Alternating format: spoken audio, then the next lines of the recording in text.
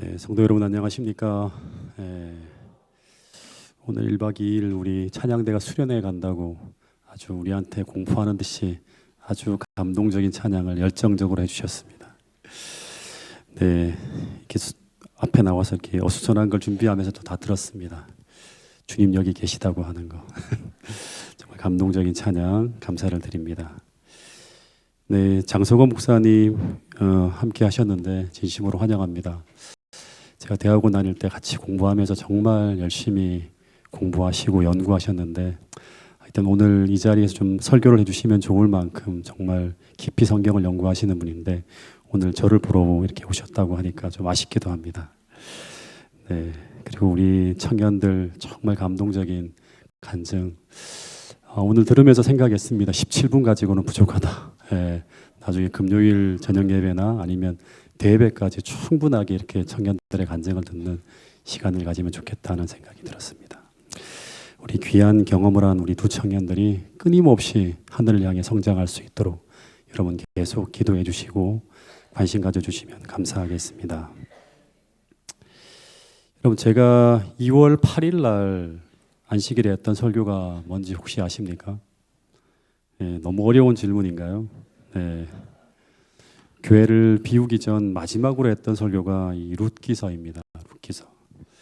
근데 그 설교를 제가 이제 한번 하고 두 번째 설교를 준비하다가 이거 하고 가려고 했는데 도저히 이런 상태로는 좀 하면 어렵겠다 싶어 갖고 제가 멈췄는데 그래서 그 준비하다가 마른 그 설교를 오늘 좀 나누려고 합니다.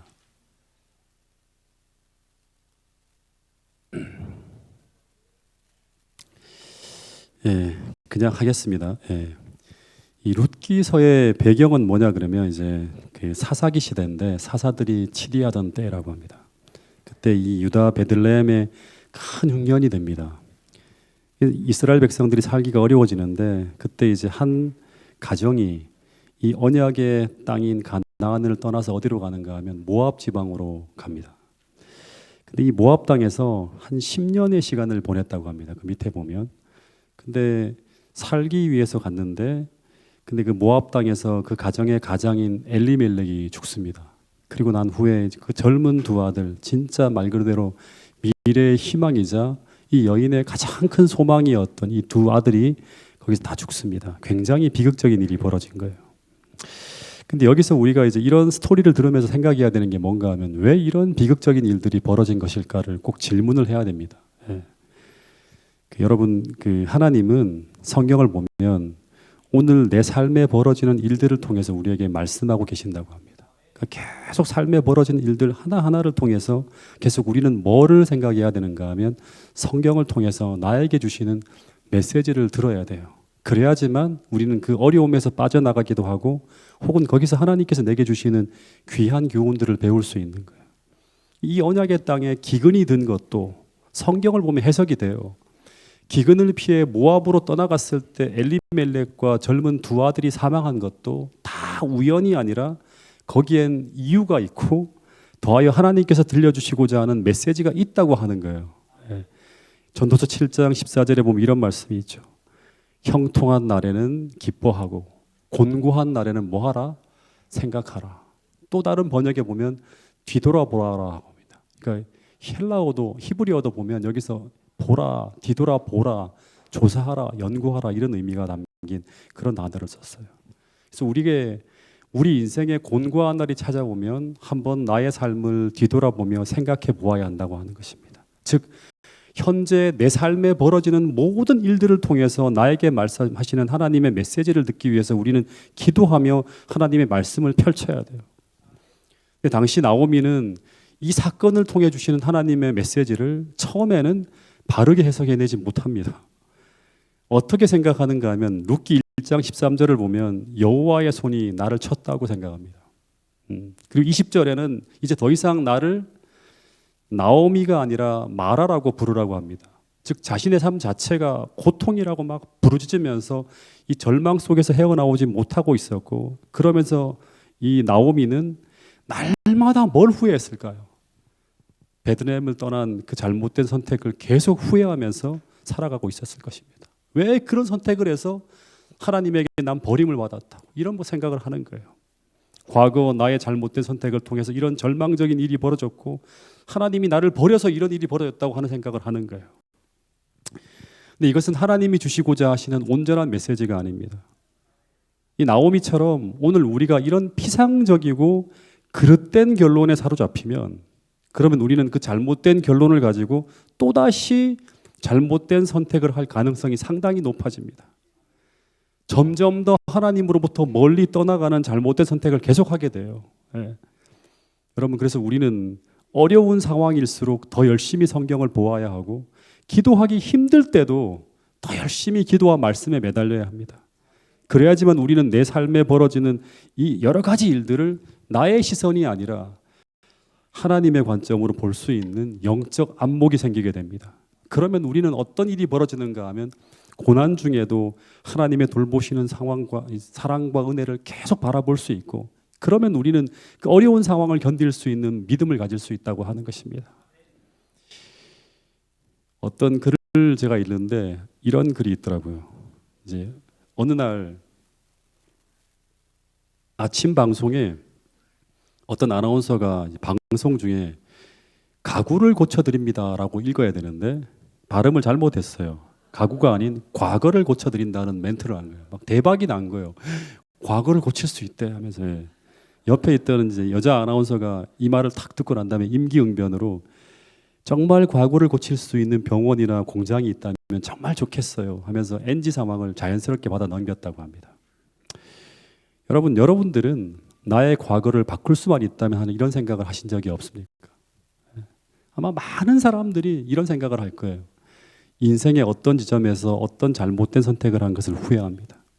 그래서 만약 다시금 내가 그 지점으로 돌아가서 다시금 선택할 수 있는 기회가 주어진다면 어떤 선택을 한다? 그것과 다른 선택을 하게 될 것이라고 다들 믿고 살아요. 하나님 세컨 찬스를 주실 수만 있다면 그렇게만 한다면 내 인생이 대박이 날 거라고 생각하시는 분들이 참 많습니다. 근데 정말로 우리가 과거 20년 전, 30년 전으로 돌아가서 다시금 그 자리에 선다면 우리는 정말 그때와 다른 선택을 하게 될까요? 그렇게 하게 될까요? 네. 그럴 것 같지만 절대 그렇지 않을 것이라고 하는 것입니다. 만약 그럴 수만 있다면 하나님은 여러분들에게 전부 다 세컨 찬스를 다 줄 거예요. 다 구원해 내실 수 있을 거예요. 여러분, 우리의 과거를 한번 쭉 돌아보세요. 우리는 거의 비슷한 상황에서 비슷한 선택을 하면서 언제나 비슷한 결과를 끊임없이 반복하며 오늘까지 살아오고 있다고 하는 거예요. 수많은 인간관계 속에서 벌어지는 수많은 선택의 과정을 봐도 우리는 계속 비슷한 상황에서 비슷한 선택을 하면서 우리에게 비슷한 일들이 계속 반복해서 벌어지는 걸 볼 수 있어요. 저를 봐도 그래요. 계속 비슷한 선택, 비슷한 과정이 계속 반복해 벌어지는 거예요.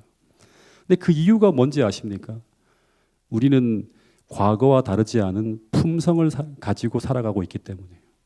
그래서 만약 우리가 다시금 과거로 돌아간다 하더라도 오늘 우리의 품성이 그때와 다르지 않다면 우리는 과거와 다른 인생이 아니라 과거와 같은 인생을 살게 된다고 하는 것이 성경적 진리이고요. 하나님이 여러분에게 꼭 가르쳐주고 싶어하는 진리이기도 합니다.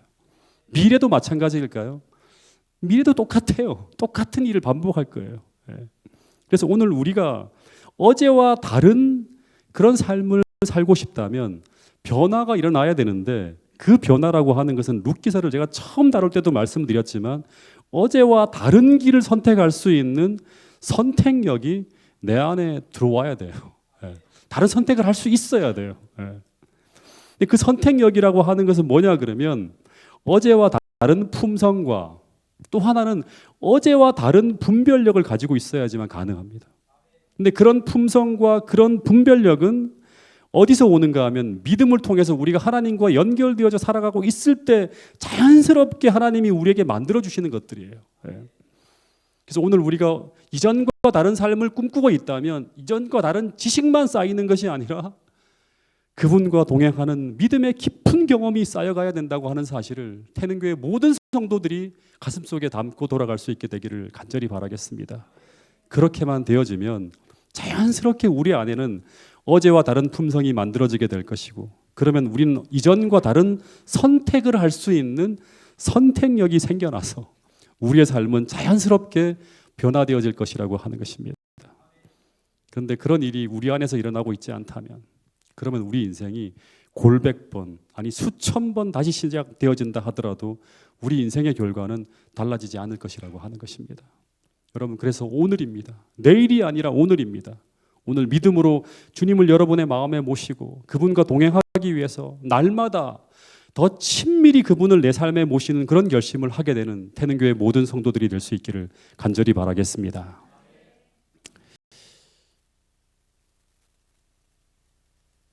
이 엘리멜렉과 나오미의 가정은요, 사사기 시대를 살아가는 그런 가정이었는데, 학자들은 말하기를 이 가정의 상황은요, 사사기 시대 이스라엘 민족의 상황을 대표하는 가정이라고 하는 거예요. 표상과 같은 거, 이런 사람들이 대부분 살고 있었다고 하는 거예요. 근데 당시 나오미의 인생을 성경은 이렇게 묘사하고 있습니다. 룻기 1장 21절에 보면 내가 아주 풍족하게 나갔더니 여호와께서 내게 비어 돌아오게 하셨느니라 하는 거예요. 그러니까 본문을 보면 나오미의 인생의 창고엔 하나님의 은혜가 쫙 비어가고 있는, 하나님 백성이라는 이름을 가지고 있지만 은혜가 다 사라지는 거예요. 그의 인생에는 심각한 기근이 막 들게 됩니다. 근데 이 기근의 원인이 무엇이었는가? 사사기 시대를 특징 짓는 말이 지난번 룻기서를 처음 공부할 때도 우리가 배웠어요. 뭐라고 했죠?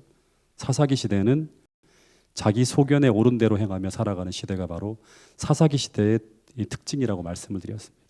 그래서 오늘 우리도 마찬가지입니다. 오늘 우리가 하나님이 아니라 내 소견에 옳은 대로 살아가면 우리 삶엔 하나님의 은혜가 사라지는 영적 기근이 찾아온다고 하는 거예요. 그래서 오늘 우리 인생에 하나님의 은혜가 고갈되어지는 이유는 딱 하나예요. 우리가 내 삶을 하나님께 맞추지 않고 내 소견에 옳은 대로 행하며 살아가고 있기 때문에 벌어질 수 있는 현상이라고 하는 것입니다. 다시 말해서 조금 더 구체적으로 말하면 내가 하고 싶은 것 포기하지 못하고 내가 즐기고 싶은 것 그대로 붙들고 있고 하나님의 뜻보다는 내 기분이 우선인 삶, 하나님이 틀리다고 말씀하셨는데도 끝까지 내가 옳다고 생각하는 것을 굽히지 않는 삶, 이것이 사사기 시대의 특징이자 하나님 나라인 이스라엘의 기근이 찾아온 이유라고 하는 것입니다. 그래서 이 사사기 시대가 끝나려면 내 소견에 옳은 대로 살아가는 이 삶의 방식을 멈춰야 된다고 하는 사실입니다. 그러나 이 삶의 방식은 포기하지 않고 내 삶의 기근을 끝내려 한다면 우리는 나를 변화시키는 게 아니라 뭐가 바뀌어야 돼요? 환경이 바뀌어야 돼요. 그래서 우리에겐 모압 땅이 우리 삶의 해답인 것처럼 보이게 된다고 하는 것입니다. 여러분, 우리 삶의 기근을 끝내기 위해 해답은 모압이라고 하는 환경이 아닌 무엇이다? 내 삶의 방식을 바꾸는 것입니다. 내 삶에 이 개혁이 일어나지 않으면 우리 인생의 기근은 끝나지 않을 것이라고 하는 것입니다. 제가 대학을 다닐 때 그때 중학교 2학년 학생을 가르친 적이 있습니다. 제가 이 학생을 잘 가르쳤을까요? 아니면 잘 못 가르쳤을까요? 네, 한 학기가 다 끝나고 났어요. 한 6개월을 공부 가르쳤는데 기말고사 성적표를 받아가지고 왔는데 제가 사표를 내야 될 정도로 이 친구의 성적이 완전히 엉망인 거예요. 돈을 그렇게 많이 투자했는데 성적이 안 오른 거예요. 근데 그 학부모님이 제가 이렇게 여러분들이 보시기에 참 좋아 보이잖아요. 그래서 너무나 좋게 봐주셔서 1년을 더 연장해 주셨어요. 기회를 또 주신 거예요. 제 신임을 받은 후에 제가 그 녀석을 만나서 진지하게 좀 이야기를 나누었습니다. 너의 목표가 뭐냐 물었어요. 그랬더니 이 녀석이 6개월 내내 하는 게 뭐냐, 목표가 뭘 것 같아요? 판사라고 합니다. 그러면 너는 지금 어떻게 해야 되냐고 그랬더니 너의 1차적 목표가 뭐가 돼야 되냐고 물었더니 이 친구가 하는 말이 1차적으로는 그 지역에 명문고등학교가 있어요. 진짜 공부 잘하는 애들만 들어가는 그 고등학교를 자기가 들어가야 된대요. 그래야지만 판사가 될 수 있는 1차적 관문을 통과한대요. 제가 그 친구한테 또 이렇게 물었어요. 그러면 그 꿈과 비교해서 지금 현재 너의 생활 방식을 스스로 한번 평가해 보라고. 이렇게 살면 목표를 이룰 수 있겠냐고 했더니 이 친구 하는 말이 현실은 그 꿈을 이루기엔 녹록지 못하다고 하는 거예요. 또 물었어요. 그럼 이제 어떻게 해야 되냐? 그랬더니 한 학기 내내 저에게 했던 대답을 했어요. 이제 게임도 안 할 거고요. 매일 밤 12시 이전에는 절대 잠도 자지 않고 하루 몇 시간 이상씩 공부하겠다고 하는 거예요. 근데 이런 아름다운 헌신의 고백을 저는 이 친구로부터 한 학기 내내 듣고 또 듣는 거예요. 근데 이 친구가 했던 말 중 어느 것 하나도 지켜지는 것이 없었어요. 여러분, 그런데 오늘 우리도 이런 엉터리 고백을 맨날 하나님께 드리지 않나요? 당시 이 녀석은요, 부잣집 외아들에다가 3대 독자였습니다. 그러다 보니까 참고 인내하는 것이 안 되는 녀석이었어요. 늘 자기 하고 싶은 대로 사는 사사기 시대의 전형적인 특징을 가진 그런 친구가 바로 이 친구였어요. 근데 문제는 이 친구는 언제나 오늘과 다른 내일을 꿈꾸며 산다고 하는 거예요. 맨날 명문고등학교 들어가서 판사가 될 것이라고 하는 그 꿈은 포기하지 않아요. 절대 낮추지도 않아요. 여러분, 우리가 착각하는 것이 하나 있는데, 우리가 꿈만 꾼다고 그 꿈이 이루어지는 것이 아니라고 하는 사실이에요. 그 꿈이 이루어지고 그 소망이 내일의 나의 현실이 되기 위해서는 반드시 대가를 지불해야 된다고 하는 거예요. 대가를. 이런 이야기가 있죠. 그래서 십자가 없이 뭐도 없다? 영광도 없다. 이게 무슨 말이에요? 영광의 면류관을 얻기 위해서는 반드시 십자가라고 하는 희생의 대가를 지불해야지만 얻을 수 있다고 하는 말이에요. 성경의 가르침입니다. 근데 내가 어떤 것을 얻기 위해서 지불하고 희생하는 대가를 가지고 경제학 용어로 뭐라고 하는가 하면 기회비용이라고 합니다. 예를 들면 저에게 10,000원이라는 돈이 있어요. 근데 이 돈은 원래 제가 점심을 먹기 위해 준비한 돈이에요. 서점에 딱 가보니까 제가 너무나 갖고 싶어하는 탁 제목의 그 책이 있는 거예요. 근데 이것은 나중이 아니라 지금 당장 사지 않으면 품절이 될 수 있는 책이에요. 근데 그 값이 얼마냐? 그럼 10,000원입니다. 그럼 저는 이제 선택을 해야 됩니다. 왜냐하면 이 10,000원을 가지고 저는 두 가지를 다 붙들 수는 없는 거예요. 이 책을 사게 되면 점심을 굶는 대가를 지불해야 되고, 점심을 먹으면 책을 사는 것을 포기해야 돼요. 이 둘 중에 한 가지를 포기하고 희생하는 이 대가를 가지고 우리는 뭐라고 한다? 기회비용이라고 하는 거예요. 근데 이 기회비용을 지불하지 않으면 우리는 우리가 원하는 것을 절대 얻을 수가 없습니다. 10,000원을 가지고 점심도 먹고 책도 얻을 수는 없는 거예요. 그런데도 이 기회비용을 지불하려 하지 않고 두 가지를 다 얻으려고 하는 사람들이 있다고 하는 거예요. 근데 이 기회비용은 신앙에 있어서도 존재한다고 하는 거예요. 이 기회비용은, 신앙의 기회비용은 믿음을 선택했기 때문에 내려놓아야 될 대가입니다. 근데 마찬가지로 오늘날 수많은 사람들도, 신앙하는 사람들이 이 믿음을 선택한 대가를 지불하지 않고 신앙생활을 하려고 하는 사람들이 있다고 하는 거예요. 신앙도 붙들고 세상에 내 좋은 것도 놓지 않으려고 하는 거예요. 양쪽 다 붙들고 살려고 하는 거예요. 이런 신앙을 가지고 요한계시록 3장에서는 뭐라고 하는가 하면 차지도 않고 더없지도 않은 뜨뜻미지근한 신앙이라고 하는 거예요. 주님은 오늘 우리에게 분명히 말씀하시기를, 너희가 나를 따라오려거든, 즉 그 은혜가 쏟아지는 삶, 하나님의 축복으로 사는 삶을 살기를 소망한다면 어떻게 해라? 자기 십자가를 짊어지는 이 기회비용을 반드시 지불해야 된다고 하는 사실을 잊지 말라고 주님은 오늘 우리에게 말씀하고 있는 거예요. 더 큰 것, 더 위대한 걸 얻고 싶다면 세상에 정말 잘잘한 것들을 포기하고 내려놓을 수 있는 그런 결단과 믿음이 필요하다고 하는 거예요. 같이 한번 읽어볼까요? 이 말씀을요. 마태복음 16장 24절 말씀입니다. 시작. 이에 예수께서 제자들에게 이르시되 누구든지 나를 따라오려거든 자기를 부인하고 자기 십자가를 지고 나를 따를 것이니라. 이 누구든지잖아요. 누구든지. 특별히 목회자라든가 장로님이나 이런 분들이 아니야. 누구든지예요. 누구든지 주님을 쫓기를 바라는 사람들이 있다면 이 자기를 부인하는 가운데 벌어지는 이 자기희생이라는 대가를 기꺼이 지불하기로 결심해야 된다고 하는 것입니다. 그 속에서 건강하고 건전한 신앙이 만들어진다고 하는 것입니다. 다시금 본문으로 돌아가서 이 룻기서 1장 6절에 보면 이 가정이 하나님을 떠나기로 작정하고 모압으로 갔는데 6절에 보면 하나님이 이 가정을 여전히 사랑하고 있었어요. 이런 말씀이 나옵니다. 한번 읽어보겠습니다. 6절, 7절까지의 말씀입니다. 시작.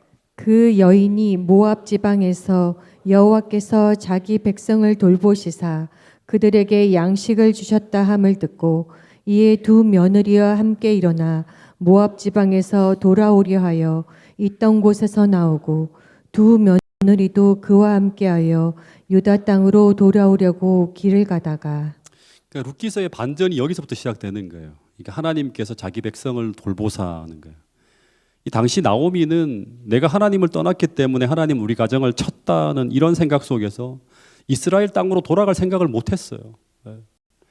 근데 하나님께서 그럼에도 불구하고 자기 백성을 돌보시고 있다는 것을 느낄 수 있는 사건이 벌어집니다. 다시 말하면 하나님께서 우리를 버리지 않으셨고 곤고한 처지에 있는 우리 인생들을 돌보고 계시다고 하는 건 느낄 수 있는 상황이 벌어지고 있었는데, 그게 바로 뭐냐 그러면 이스라엘 땅에 뭐가 임하는 거예요. 기근이 끝나고 양식이 주어지고 있는 거예요. 근데 이 기별이 모압 땅에 살고 있는 나오미에게 막 들려오는 거예요. 이 소식은 마치 이런 거예요. 제가 개인적인 묵상을 통해서 얻은 건데, 하나님께서 나오미에게 언약의 땅으로 돌아오라는 하나님의 부르심으로 들렸을 거예요. 나오미야, 내게로 돌아오라고. 내가 여전히 너를 어떻게 한다? 사랑한다고 하는 거예요. 근데 이 나오미가 이 하나님의 부르심을 듣고 그 언약의 땅을 향해서 그가 머물던 곳을 떠났다고 하는 거예요. 여러분, 우리가 하나님께로 돌아가려면 먼저 뭐가 필요한가 하면, 빈틈없이 성경에 보면 우리가 놓치지 않고 봐야 될 게 뭐냐 그러면 우리를 향한 하나님의 자비하심을 보고해요. 절절한 사랑을 봐야 돼요. 즉 나의 연약함과 부족함과 실수와 잘못에도 불구하고 여전히 나를 향한 자비와 사랑을 거두지 않으시고 있다는 것을 봐야지만 그 다음에 그 사랑과 자비에 반응하여서 하나님의 은혜가 쏟아지는 그 언약의 땅을 향해서 자신의 삶을 돌이키는 결심을 할 수 있는 거예요. 이것을 가지고 뭐라고 하는가 하면 하나님의 구원이 우리에게 임하는 것이라고 하는 거예요. 에베소 2장 8절에 이런 말씀이 나옵니다. 한번 읽어보겠습니다. 너희는 시작. 너희는 그 은혜에 의하여 믿음으로 말미암아 구원을 받았으니 이것은 너희에게서 난 것이 아니요 하나님의 선물이라. 이 말씀을 나오미의 삶과 연결시키면 나오미는 믿음으로 하나님의 구원을 다시금 얻게 되는데, 근데 그 구원이 어떻게 나타나는가 하면 나오미로 하여금 이전에 그가 머물고 있던 그 모압의 땅을 떠나는 거예요. 떠나서 어디로 가는 거예요? 생명의 땅으로, 언약의 땅으로 돌아가는 거예요. 그래서 오늘 우리 중에 진짜 하나님의 구원을 경험하고 싶다면, 그걸 이 땅의 현실에서 경험하고 싶다면, 정말 이전과 다른 새로운 삶을 꿈꾸고 있는 분들이 여기 계시다면, 다시 말해 그 꿈이 단지 꿈이 아닌 현실로 바꾸고 싶다면, 오늘 우리는 비록 그것이 불편하고 힘들더라도 나를 몰락시킨 그 모압이란 삶의 지점에서 진실되이 하나님께로 향해 떠나는 참된 변화가 믿음을 통해서 일어나야 된다고 하는 거예요. 그러기 위해서 먼저 어떻게 해야 된다? 또다시 반복하지만 하나님의 어마어마한 자비와 사랑을 봐야 되고, 그 다음 그 하나님의 자비와 사랑을 보면서 믿음으로 반응해서 하나님의 은혜와 자비가 임하는 그곳, 하나님이 계신 그 생명의 땅을 향해 나가는 뭐를 해야 되는가 하면 신앙의 모험을 시작해야 되는 거예요. 이 떠나가는 거예요. 성경에 보면 언제나 그 자리에 머물고 있는 사람들이 하나님의 은혜를 계속 경험하는 게 아니에요. 하나님이 계신 곳을 향해서 일어서야 되고 나가야 되고 전진해야 됩니다. 이스라엘이 애굽을 향해 가나안을 향해서, 애굽을 떠나서 가나안을 향해 떠나갔던 것처럼 우리도 생명의 땅을 향해서, 언약의 땅을 향해서 삶을 조정하면서 나가야 된다고 하는 것입니다. 믿음의 주여 온전케 하신 주님을 바라보면서 끊임없이 바라보기만 하는 게 아니라 우리 삶을 개혁하며 그분께 맞추어 조정해 나가는 것이 바로 뭐냐 그러면 주님을 바라보고 사는 사람들의 모습이라고 하는 것입니다. 근데 본문을 보면 이 나오미가 이제 베들레헴으로 돌아가기로 결심을 했을 때 이 나오미를 따라서 나온 두 사람이 있어요. 그 이름이 바로 오르바와 룻이라고 하는 사람이에요. 룻은 기억하는데 오르바는 모르죠. 그냥 끝나버린 여인이에요. 근데 이 두 여인은 모압 출신의 여인입니다. 물어보겠습니다. 모압의 기원이 어떻게 되죠? 모압이라는 민족은 어떤 민족입니까? 아브라함의 조카 롯이 타락한 딸들과 동침해서 낳은 아들 중에 하나가 모압입니다. 근데 이 민족 전체가 아주 부패해져 갈 때 하나님은 신명기 23장 3절에 보면 이 모압 사람은 여호와의 총회에 들어가지 못한다. 아브라함과 혈연적으로 연결되어 있다 하더라도 이 사람들은 못 들어간다고 하셨어요. 이 말은 이 모압 민족은 하나님의 은총에서 끊어진 민족이고 이스라엘이 항상 경계해야 될 민족이라고 하는 선언을 했어요. 근데 이것은 국가적인 심판을 한 것이지 성경을 보면 개인의 구원이 끝났다고 하는 의미는 아니에요. 실제 유대인들도 AD 34년에 하나님의 언약 백성에서 민족적으로 끊어졌지만 그 후에도 계속 유대인의 개인적인 구원은 이어지고 있는 걸 볼 수 있습니다. 근데 이 두 여인이 유대인 남자와 결혼해서 유대인 가정의 며느리가 되어 살아가고 있었고 그 가정에서 이들은 여호와의 말씀을 들으며 살아갑니다. 근데 이 나오미가 이 남편과 두 아들을 잃은 후에 하나님께로 돌아가기로 결심을 하고 이제 모압을 떠날 결심을 했을 때 이때 이 나오미가 이 두 며느리에게 어떤 말을 하는가 하면 나를 따라오지 마. 모압 땅에서 새로운 남자를 만나 재혼하에 살아갈 것을 명합니다. 근데 그 이유가 무엇 때문인가 하면 나를 따라오면 내가 지금 신분이 뭐죠? 과부잖아요. 세상적으로 볼 때 아무것도 없는 사람이라서 나를 따라오면 너희를 돌보아줄 능력이 내게 없기 때문에 너희들이 고생만 하게 돼 하는 거예요. 더하여서 이 모압 여인이 이스라엘 땅으로 들어가 살아간다고 하는 것은 이전의 고향과 친구와 이전에 살던 모든 관계를 다 끊고 완전히 다른 문화적 환경을 수용해서 새롭게 살아야 되는 쉽지 않은 선택이요 엄청난 모험을 거는 거예요. 근데 이 두 며느리가 뭐라고 하죠? 중요한 건 처음에 두 며느리가 전부 다 한사코 어머니를 따라가겠다고 합니다. 이 두 며느리가 이 고백대로 국경을 넘기 전까지는 열심히 따라왔어요. 근데 이제 진짜로 국경을 넘는 순간 네 번째로 이 나오미가 또 얘기합니다. 돌아가라. 따라오지 마. 진짜 고생길이야. 따라오지 마 했어요.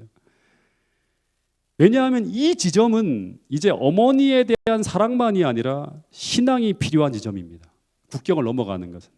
다시 말해서 국경을 넘어가기 전까지는 인간적 관계로 따라갈 수 있지만 국경을 넘는 지점에서는 신앙이 있어야지만 넘어갈 수 있는 지점이에요. 그 이유는 이 선택을 하게 되면 진짜로 뭐냐 그러면 삶을 다 바꾸는 거예요.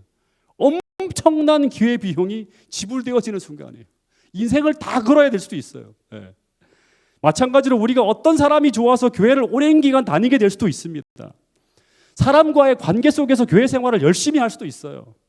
그러나 정말 하나님을 위해서 큰 기회비용을 지불해야 되는 어떻게 보면 내 인생 전부를 걸어야 되는 그러한 어떤 선택의 지점에서는 이 신앙이 없으면 절대로 나갈 수 없다고 하는 거예요. 예를 들면 그 지점은 신앙을 위해서 어떤 큰 물질을 포기해야 되고 어떤 자신의 명예를 포기하게 하고 심지어 신앙을 위해 생명을 걸어야 하는 지점일 수 있겠죠. 근데 그 지점이 바로 이 룻과 오르바에게는 어디다? 국경을 넘어가는 지점이었다고 하는 거예요. 근데 이때 오르바는 국경을 넘지 못하고 어떻게 합니까? 모압 땅으로 돌아갑니다. 다시 말하면 오르바는 어머니를 인간적으로 좋아하며 따른 것이지 여호와를 믿는 신앙을 갖지 못했음을 증명하는 순간이 바로 이 순간이었어요. 그러나 룻이라고 하는 며느리는 끝까지 나오미를 따라 국경을 넘어서 베들레헴으로 들어가는 선택을 하게 됩니다. 여러분 결국 믿음은 뭔가 하면 내가 믿는 하나님을 선택하는 것인데 근데 그 믿음의 선택은 모압이라고 하는 한 나라에서 이스라엘이라고 하는 전혀 새로운 나라로 들어가는 거예요. 국경을 넘어서는 신앙의 모험을 감행하는 것이 바로 뭐냐면 믿음의 결과라고 하는 것입니다. 국경을 넘어서는 것처럼 과거 모압의 삶을 청산하고 새로운 삶을 선택하는 결단이 일어나는 것이 바로 뭐냐 그러면 성경에서 말하는 믿음이라고 하는 것입니다. 그런 선택을 하게 만드는 것이 뭐냐 그러면 죽은 믿음이 아니라 산 믿음이라고 하는 것입니다. 아브라함은 75년간 살아온 갈대아 우르를 떠나는 신앙의 모험을 감행했고 모세라고 하는 인물도 애굽에서 왕자라고 하는 부귀영화를 다 내려놓고 이스라엘 백성과 함께 고난받는 믿음의 모험을 감행했다고 우리에게 말해주고 있는 것입니다. 그런데 그들이 그런 신앙의 모험을 감행한 이유는 모두 그 지점에서 이 땅에서의 가치보다 훨씬 더 위대한 가치를 믿음으로 보았기 때문이에요. 더하여서 하나님의 절절한 사랑을 보았기 때문에 그 사랑을 신뢰하면서 자신의 인생을 거는 것입니다. 그래서 믿음은 말로만 고백하는 것이 아니라 마치 우리가 국경을 넘어서는 것을 선택하는 것처럼 나라를 바꾸는 것처럼 모든 삶의 방식과 관계가 바뀌어지는 엄청난 변화가 일어나게 만든다고 하는 것입니다. 삶의 혁명이 일어나는 것이 바로 뭐냐 그러면 믿음을 가진 자들의 모습이라고 하는 것입니다. 룻도 이런 어떤 국경을 넘어가기 전 이런 믿음의 고백을 했던 것입니다. 룻기 1장 16절 말씀을 다시 한번 같이 읽어보겠습니다. 시작. 룻이 이르되 내게 어머니를 떠나며 어머니를 따르지 말고 돌아가라 강건하지 마옵소서. 어머니께서 가시는 곳에 나도 가고 어머니께서 머무시는 곳에서 나도 머물겠나이다. 어머니의 백성이 나의 백성이 되고 어머니의 하나님이 나의 하나님이 되시리니. 넘어가기 전에 마지막 고백이 이 고백입니다. 나의 하나님, 어머니 하나님만이 아니에요. 그 하나님이 나의 하나님이 되신다고 하는 고백을 하는 거예요. 근데 여러분, 이 룻이 이스라엘 땅 베들레헴으로 들어갔다고 하는 것은 룻이라고 하는 한 여인이 이제 하나님을 믿는 믿음을 선택했다고 하는 것인데, 이 한 여인의 믿음의 이 한 걸음이 한 개인만이 아니라 이스라엘 전체 역사의 반전을 이루는 한 역사적 사건이 일어나게 만들어요. 이게 성경에 실린 거예요. 정확히 말하면 룻이라는 한 여인의 믿음의 행동이 사사기 시대의 역사를 뒤흔드는 사건이 되어 나타납니다. 당시 산 믿음이 없어서 어떤 하나님의 역사도 일어나지 않는 그 어두운 사사기 시대, 그 시대적 흐름을 바꿀 산 믿음을 가진 자가 이제 국경을 넘어서 이스라엘 땅을 향해서 믿음의 행진을 시작한 거예요. 여러분, 그런데 여러분, 오늘 이 시대에 이런 산 믿음을 가진 사람이 필요하다고 하는 사실을 꼭 믿게 되기를 간절히 바라겠습니다. 국경을 넘는 산 믿음을 가진 자, 기꺼이 믿음으로 주님을 따라가기 위해 지불해야 될 비용을 기꺼이 지불하면서 하나님께서 인도하시는 그곳까지 나아가서 마침내 그 은혜의 바다에서 하나님의 은혜가 얼마나 풍성한지, 그 믿음이 오늘 우리에게 무엇을 가능하게 하는지를 전해줄 그 한 사람이 필요한 게 바로 이 시대라고 하는 것입니다. 그런 믿음을 가진 사람이 룻기를 보면 두 사람이 아니에요. 단 한 사람이라도 바로 서게 될 때 그 한 사람을 통해서 하나님은 한 가정과 한 교회뿐만이 아니라 한 시대의 흐름을 바꿀 수 있다고 오늘 말씀하고 있는 것입니다. 여러분, 저는 한없이 부족하지만 그 한 사람이 되기를 간절히 소망합니다. 이 믿음을 끝까지 붙잡고 나가서 그 하나님의 위대하심과 그 어마어마한 사랑을 경험하고 모든 불확실한 논쟁을 끝내고 그것을 삶으로 증거하는 성령 충만한 사람이 되기를 소망하는 그런 사람들이 저만이 아니라 태능교회 모든 성도들이 될 수 있기를 간절히 바라겠습니다. 태능교회 모든 성도들이 이런 각오와 결심을 가지고 함께 기도하며 함께 이 길을 걸어가게 되기를 간절히 바라겠습니다. 구령 10만을 이루기 위해서 성령 충만한 삶을 구하면서 함께 그 역사를 맛보는 그런 축복을 우리 모두가 경험할 수 있게 되기를 간절히 바라겠습니다. 성경의 마태복음 1장에 보면 예수님의 족보가 나오는데 세 여자의 이름이 등장합니다. 이 세 여자의 이름이 다말, 라합, 룻이에요. 이 세 여자의 공통점이 뭘까요? 공통점이 뭐죠? 전부 이방인이라는 공통점이 있습니다. 두 번째는 뭐냐 그러면 다 타락한 환경에서 믿음의 꽃을 피운 사람들이 특징이에요. 도저히 꽃이 피어나기 불가능한 환경에 다 나타난 거예요. 기생 라합은 어제 안종화 목사가 설교한 것처럼 심판이 확정된 여리고에서 구원받은 사람이에요. 다말이라는 사람은 누구죠? 창세기 38장에 보면 하나님을 떠나 완전히 무너지고 타락한 가정에 시집으로 옵니다. 남편 엘부터 시동생 오난까지 하나님이 보시기에 다 죽여야 돼. 그래야지만 될 것 같은 그 정도로 악한 그런 가정에 시집으로 옵니다. 그 가정에서 하나님 말씀을 듣고 믿음으로 살아갑니다. 그 결과 뭐예요? 죽음의 장소에서 유다를 회개시킵니다. 그리고 이 유다를 예수님의 조상이 되게 만든 인물이 바로 누구냐면 다말이에요. 그러니까 타락하고 무너진 가정에 그걸 세우기 위해서 이방 여인이 글로 들어가서 개혁을 시작한 거예요. 다말, 라합, 룻 세 명의 공통점은 전부 이방인 출신에다가 더하여 이들은 이스라엘 민족과 접촉함으로 믿음을 갖게 되는데, 근데 그 믿음은 이스라엘 백성들이 갖고 있던 믿음과 다른 믿음이에요.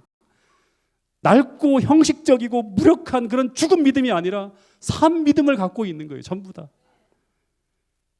그들은 그 믿음을 가지고 무너져가는 이스라엘 민족을 요동치게 만듭니다. 새로운 믿음의 역사와 새로운 삶의 이정표를 다 보여주고 만든 자들이 바로 이들이었어요. 그래서 이들은 전부 다 예수님의 족보에 다 기록되어져 올라가는 거예요. 여러분, 그래서 믿음은 어마어마한 하나님의 사랑과 그 은혜를 바라본 사람에게 생겨난 것인데, 그냥 피상적인 믿음 말고요, 진짜 믿음은, 그 믿음은 첫 번째 자기 십자가라는 희생의 대가를 기꺼이 지불하게 만들어요. 건강한 신앙을 만들어낸다고 하는 거예요. 두 번째, 믿음은 새로운 세계를 향한 신앙의 모험을 감행하게 합니다. 왜냐하면 그 하나님의 사랑과 자비를 보았기 때문이에요. 세 번째, 그 믿음은 우리에게 이전과 다른 새로운 삶과 새로운 생명을 가져옵니다. 이런 믿음을 가지고 우리는 살아있는 믿음, 산 믿음이라고 부르는 거예요. 근데 이런 믿음이 오늘 우리 안에 있다면 저는 하나님의 말씀인 성경을 통해 여러분에게 이런 약속을 드릴 수가 있습니다. 여러분이 오늘 이런 산 믿음으로 살아가고 있다면 오늘 우리 인생에 대박이 나는 삶이나 무슨 고난이 바로 끝나는 역사가 이어지지 않을지는 모릅니다. 그러나 하나님이 그 결단 속에 우리와 함께하고 있다는 분명한 증거가 나타나는데, 그것은 바로 여러분이 인생의 기근으로 말미암아 쓰러지는 것이 아니라 고난 속에서 룻이 그랬던 것처럼, 요셉이 그랬던 것처럼 계속 그 고난을 견뎌낼 은혜와 도우심을 계속 경험하게 된다고 하는 것입니다. 더하여 그 고난을 견뎌내고 이겨낼 때마다 하나의 위대한 축복이 우리에게 임하게 되는데, 그것은 바로 그 고난을 견뎌낸 만큼 점점 더 강해지고 우리의 품성이 점점 더 자라나서 그 어떤 시련의 순간에도 깨어지지 않는 하나님의 농원에 심겨진 가장 아름다운 나무가 되게 하실 것이라는 게 성경의 약속입니다. 그리고 하나님은 이런 나무들을 사용해서 하나님의 위대한 역사를 써가신다고 하는 것입니다. 마지막 예화 하나만 좀 드리고 말씀을 마칠게요. 우리 앙상블이 여기 있는데, 세계 최고의 바이올린은 저도 한 번도 본 적이 없는데 스트라디바리우스가 제작한 바이올린이라고 합니다. 이 스트라디바리우스가 제작한 이 바이올린은 18세기에 제작되어졌는데, 이 바이올린이 현재 한 100대 정도 남아 있대요. 그 중에서 연주에 쓰일 만한 바이올린은 50여 대 정도라고 합니다. 질문, 그 한 대의 가격이 얼마 될까요? 한 대의 가격이 100억을 호가한다고 합니다. 근데 그 이유는 이 악기가 내는 소리라고 합니다. 현대 최고의 과학으로도 그런 악기 소리를 만들려고 수도 없이 시도했으나 다 실패했다고 합니다. 근데 그 이유는 뭐냐 그러면, 이 소리가 특별한 재료를 사용할 때만이 나는 신비한 소리래요. 근데 이 악기의 재료가 어떤 재료인가 하면, 그 나이테 전문가인 미국의 한 교수와 기후학자의 전문가인 한 교수가 이 스트라디바리우스 바이올린을 연구합니다. 그러면서 이때 쓰여진 이 나무의 재질에 소리의 열쇠가 있다는 걸 연구해서 발표합니다. 이들의 주장에 의하면, 이제 뭐 우리가 많이 들었을 거예요. 요즘에 이제 기후 변화나 이런 것 때문에 태양 흑점 변화로 유럽의 1400년대와 1800년대 중반까지 소빙하기라고 하는 굉장히 추웠던 기간이 있었대요. 근데 그 중에서도 1645년부터 1715년까지 70년간이 가장 추웠던 기간이라고 합니다. 근데 이 기간을 지나가는 나무들의 나이테를 보잖아요. 그럼 이 추운 겨울을 이겨내기 위해서 아주 내밀하고 견고하게 나이테를 아주 좁게 하면서 조금씩 성장했다고 합니다. 근데 이 나무들 중에서 특히 알프스에서 지역에 자란, 이 추운 지역에 자란 가뭄비 나무라고 하는데, 이 나무들은 가장 추운 혹한을 견디기 위해서 다른 지역의 나무들보다 더 나이테를 좁게 해요. 최고 밀도를 형성하면서 가장 단단한 나무로 성장했다고 합니다. 근데 이 나무들이 스트라디바리우스 바이올린의 재료로 사용되어집니다. 그러니까 혹한을 견디어낸 이 재료에서 최고의 소리가 나는 악기가 만들어지는 거예요. 그래서 어떤 이들은 이 바이올린의 소리는 고통을 이겨낸 인고의 소리라고도 그렇게 부른다고 합니다. 죽음 같은 혹독한 추위를 견디면서 정말 성장해 나가는 거야, 하나님의 은혜로. 이런 나무들이 명장의 손에 올려졌을 때 최고의 소리를 내는 명품 악기로 탄생하는 거예요. 근데 이것은 하나님께서 우리를 사용하시는 방법이라고 하는 것입니다. 하나님은 오늘도 고난을 막는 것이 아니라 때로는 우리를 너무나 사랑하사 우리에게 고난을 허락하신다고 하는 것입니다. 그래서 우리는 이런 고난이 우리에게 닥쳐올 때 그 고난을 피하기 위해서 말씀을 떠나서 이 모압으로 달아나면서 그냥 땔감으로밖에 쓸 수 없는 그런 나무가 되는 것이 아니라, 그 고난을 말씀으로 이겨내면서 매 순간 밀도 깊은 내밀한 믿음의 성장을 이루어서 정말 단단하고 강한 재질의 나무가 되어질 수만 있다면, 주님은 주께서 최고의 연주를 하실 수 있는 그런 악기로 우리를 만들어 주실 수 있다고 하는 거예요. 그런 소리를 내는 악기가 되어야지만 우리는 어떻게 될 수 있는 거예요? 사도행전과 같은 그런 연주를 할 수 있는 거예요. 여러분 한 분 한 분이, 하나님은 그런 위대한 그런 목적과 뜻을 가지고 여러분 한 분 한 분의 인생을 이끈다고 하는 사실을 잊지 않게 되기를 간절히 바라겠습니다. 조금만 힘들어도 원칙이 무너지고, 조그만 충격에도 음색이 바뀌고, 조그만 아픔에도 공명통에 금이 가고 깨어지는 그런 소리를 내는 악기가 아니라, 어떤 강한 충격과 시련 속에서도 언제나 그 고고한 음색을 울려낼 수 있는 그런 주님의 손에 들려진 최고의 명품 악기들이 태능교회 모든 성도들이 될 수 있기를 간절히 바라겠습니다. 여러분, 그래서 오늘도 고난 중에 있는 성도들이 이 주님의 손을 꼭 잡고 갈 수 있도록, 주님과 동행하며 믿음으로 그 길을 걸어갈 수 있도록 여러분 기도해 주시기를 간절히 바라겠습니다. 제가 지난 시간 어려움을 겪으면서 매일같이 불렀던 찬미가 있어요. 들길을 걷고 어디를 가나 항상 불렸던 찬양이 이 찬양이에요. 주님이여, 이 손을 꼭 잡고 가달라고.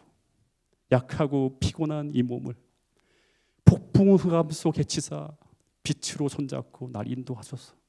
인생이 힘들고 고난이 겹칠 때 주님이여 날 도와주소서. 외치는 이 소리 귀를 기울이사 손잡고 날 인도하소서. 여러분, 특별히 고난 중에 있는 모든 성도님들이 오늘도 이 주님의 손을 꼭 놓지 말고 붙잡고 갈 수 있도록 우리 모두가 기도해 주시고, 그분들이 이 폭풍 흑암 속을 헤치고 나서 빛으로 인도하시는 그 하나님을 만나는 그런 놀라운 축복을 다 경험할 수 있도록 우리 모두가 사랑으로 연합해서 하늘까지 이 길을 꼭 같이 갈 수 있는 태능교회 모든 성도들이 될 수 있기를 간절히 바라면서 오늘 말씀을 줄이도록 하겠습니다.